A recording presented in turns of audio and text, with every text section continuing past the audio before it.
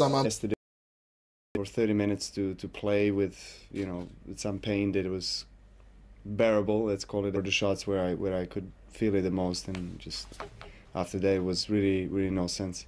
You know, the intensity and the level of pain was not decreasing. It was only increasing as the days went by. Actually, I've started feeling it already more or less at the beginning of the tournament, and you know, I kept doing everything with my physiotherapist and I was able to perform up to this stage, but as I've said, it was only getting worse. So unfortunately today was the worst day. Probably the fact that I've played yesterday and kind of days adding up, you know, as I've said before, it wasn't helping at all. So in the end of the day, this is something I have to deal with and accept it. No matter if it's Roger, if it's Novak, or if it's a guy in the first round, it's always,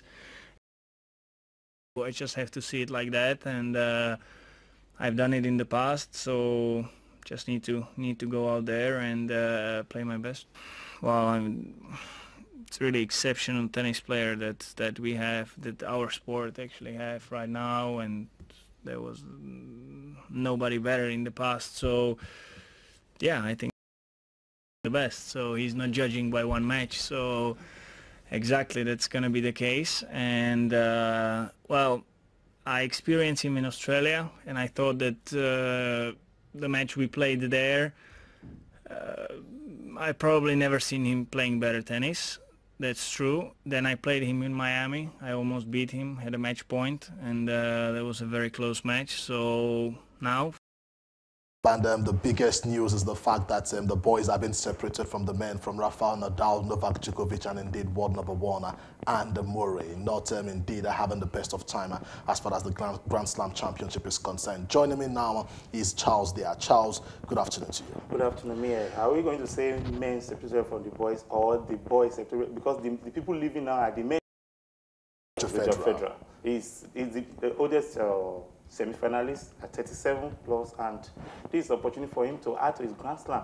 You know, when you don't have the likes of Andy Murray, you don't have the likes of Djokovic at the championship, then you know you have an opportunity. But we should not take anything away from the likes of Cilic and Co that stayed at the championship. Well, Mari Cilic indeed is one man to watch out for. Coming to the Nigeria Professional Football League, one of the games that was indeed played yesterday, Rivoni on away from home. Seriously, since this second stanza started, if not really be playing well away from home.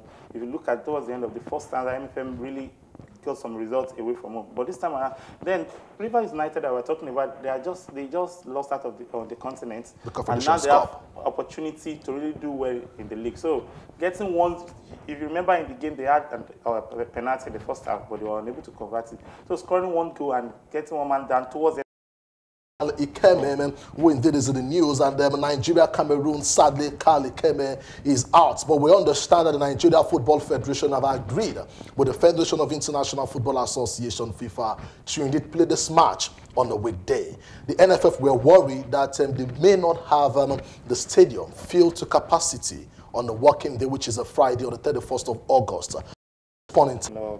Cameroon 4 days after. 4 days after, on Tuesday. But seriously, our players coming in on time. Most of them will play for their various club side on Saturday and on Sunday. So coming into Nigeria, they will be coming in on Monday, maybe get to Abuja on Monday and moving to Uyo from on Abuja. Tuesday. So we might not have more than 2 days for training. And some of them, you will know how it works. Some of them will be coming in on Tuesday. I just hope these players can understand the magnitude of this match, the importance, how this very crucial. The